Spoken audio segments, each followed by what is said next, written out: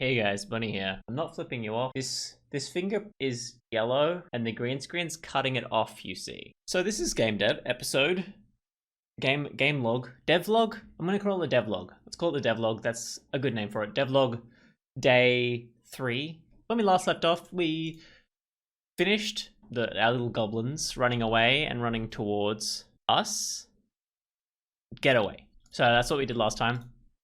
Now we decided that this one, the goblins need to figure out that there are other goblins in their radius. If the other goblin is hit by a light, so that'll come after figuring out the goblins are in the area, we'll have to be able to send a message to goblins in the area, and then we need to kill a player if a player enters a radius. We'll only get one of these done today, but I just wanted to write in all of them yesterday to kind of figure out what we need to do.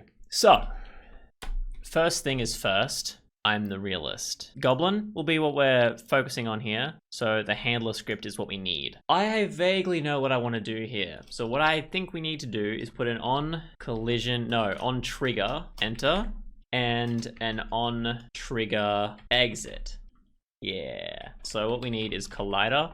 And then I've noticed that when people call colliders, they usually just call them col for collider. Don't know if that comes in issue with issues later on. It feels like one of those ones where you wouldn't want to name it so close to the original name, but it seems to be a best practice type deal, so we'll use it for now. This is our third day. I've said a lot of shit. I've said a lot of shit that I'm not entirely comfortable with telling you guys is the way to do things. And so I want to say, if any of you guys know more about game developing than I do, if any of you guys know programming more than I do, and you see something that I'm doing wrong, I would appreciate knowing it, for one thing, but if you tell me, I can then say in my next video, like, this was a mistake, don't do this to everyone who's watching who wants to learn and is using me to learn, because I know people do that. I know I do that a lot. I watch people who don't necessarily know everything about something, and I learn from them. So that means that I learn things that they might not be telling the truth about, because they just don't know, and I don't know a lot of things. So if you know more about it, if you see something and go, hang on, that's wrong, tell me. Even if you're not sure if it's wrong, say like, I'm not sure, and then maybe I'll look it up. So, triggers. If you've noticed in here, if you're like new to Unity, new to game design, see how these squares sit on the plane. That's by using a collider. Basically, it's a secondary square that says if this touches this, it'll stop. It's an object that you can't just pass through. It's not like fake. It's not, so you can put fake things in, like leaves and stuff in some games. You can walk through bushes, grass. You don't want a collider for that. You want them to be able to walk straight through them. Whereas with this, you don't want them to fall through the ground, because that would be fucked and you wouldn't get a game out of it. So colliders are that. Triggers are very similar in the fact that they do tell you something exists, but unlike colliders, they don't automatically assume that you're not wanting to go through something. Triggers assume that you will be going through something. So instead of a wall, a collider is like a wall, right? A trigger is a button that you push. So you walk through it, it triggers something. People playing Minecraft and people playing Oxygen Not Included and people playing Warcraft Map Editor, if you've understand that reference. It just got remade. Surely some of you understand that reference. Warcraft Map Editor was my jam back in the day. Basically, you'll know what I'm talking about if you know any of those things. So what I'm thinking is we get a sphere collider. We'll make it a trigger.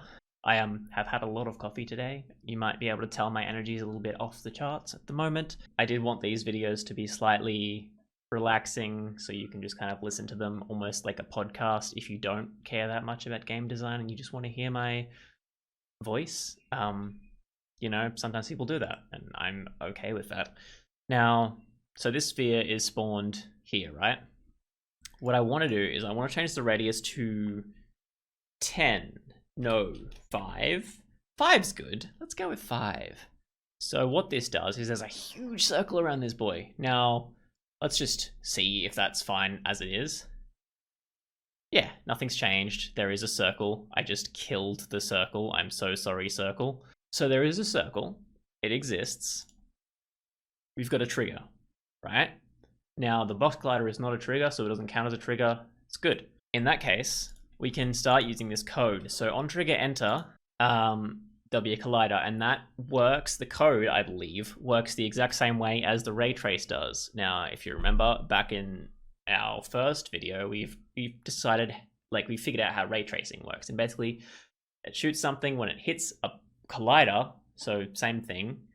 It'll tell you what the collider's stuff is. The same thing happens with this, but it's collider on collider. So when something enters this circle, it will return what has entered the circle if it's got a collider on it. And in that case, we can do exactly what we did back in the day. There we go, light behavior.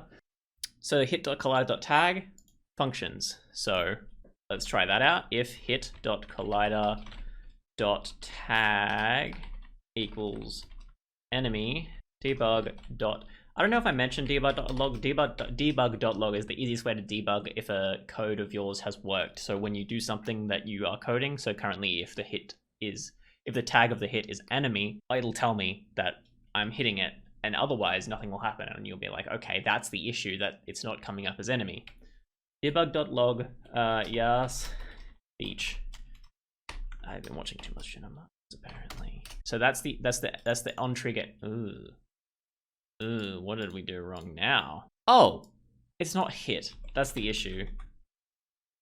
I'm a fool. I was just looking at the thing.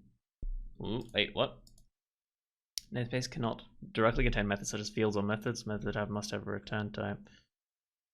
Isn't that correct? Private void. Oh, yeah. I'm okay.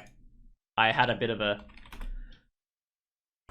brain fart there, so that's worked. Okay, I've changed it all around. I just wanted the coroutines to be underneath the functions. Here we go. Okay, so I must have fucked up a curly brace earlier. So collider does not have a definition for tag. Okay, so it must be collider.gameObject.tag that I need, right? Because the light behavior. No, it says collider.tag. Oh, it's not capitals. It's not the capitals. Okay, I see the issue here. It's .tag with lowercase. Oh yeah, because we had an issue last time, and it wasn't telling me because we had another issue with the handler name because it wasn't showing up. Okay, so yas bitch is correct. Why is there 2 though? Why did it enter it twice? Unsure. Where is our hitting? We know it'll hit. We know that's gonna happen, whether we like it or not. Okay, so it shows up twice. Yeah, that works. Let's do the exact same thing, but with exit. On trigger exit. And then we'll make it nah mate. Okay, so looks like currently they're not going to leave each other's side. Now, which one is Goblin 1? There we go. Now that's figured out. So at the moment we know when they're in the area, we know when they're out of the area. We don't know what to do with them when they're in there or when they're out of there. Now, I'm confused about this. I'm actually going to have to look up a way that someone's used to keep track of game objects. I think probably I can make an array of game objects, but I'm not like an array of game object IDs potentially. However, before we do this, I think trigger is the easiest way, but it might be taxing on the system is the thing. Okay, I'll look up kind of how to do an array of game objects, and I'll be right back with you. Okay guys, so it looks like I found out what we need to do. There's a thing called a physics.overlap sphere, and it returns every single object in the radius that I want. So in that case, I guess we delete our sphere collider, because that's going to take up a lot less space.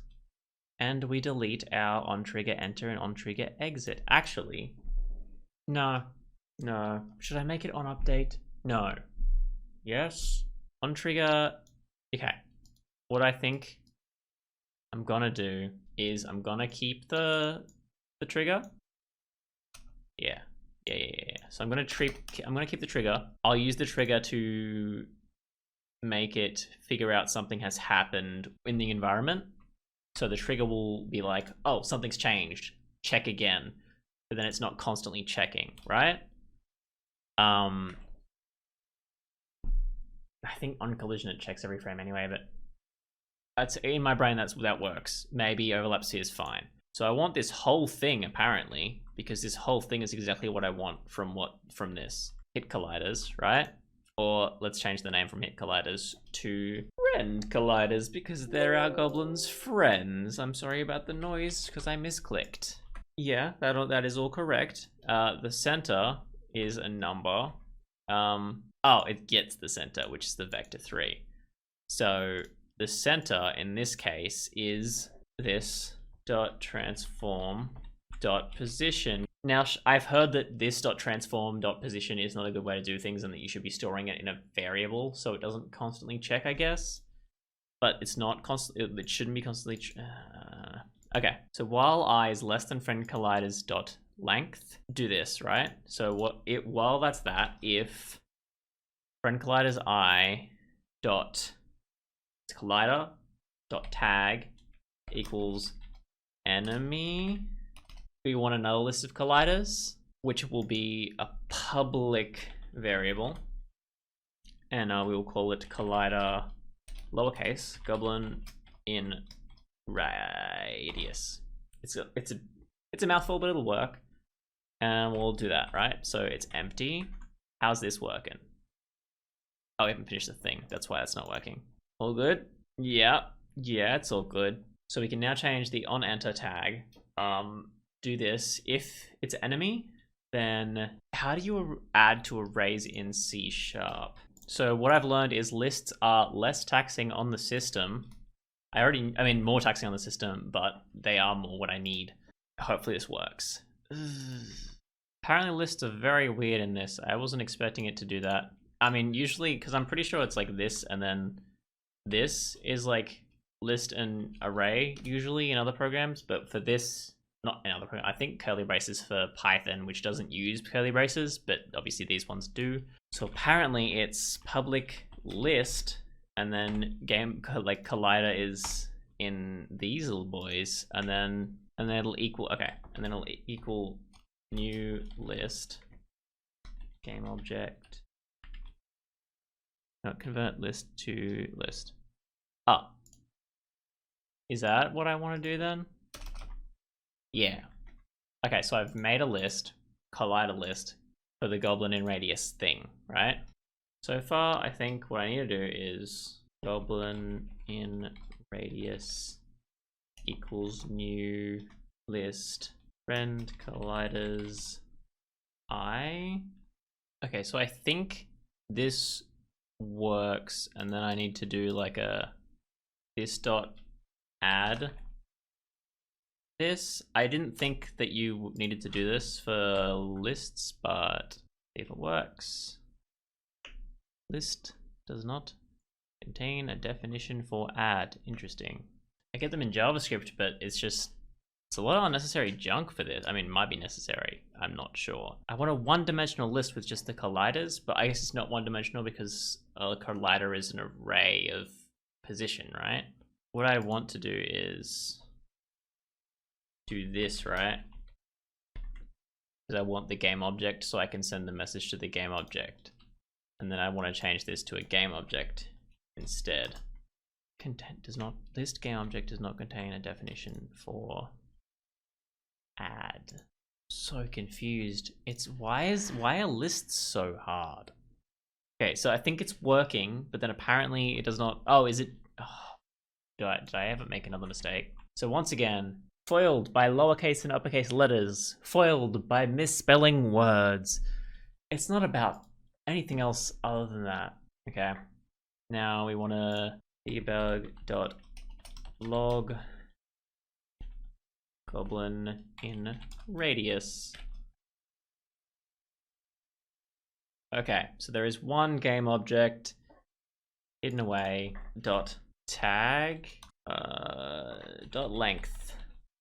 Is it capital L? Yeah.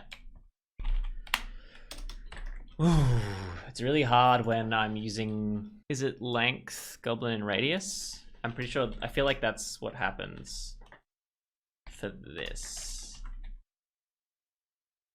Dang it. Okay, why is count instead of length? Surely, ooh, why did it add like that? They should enter each other's radius at some point again when they're coming towards me because they're coming at 2 different angles, right? Why did it get to 6? Okay, so I think what I want to do is double that up. So don't even bother doing the while loop unless one of these tags are one of the enemies.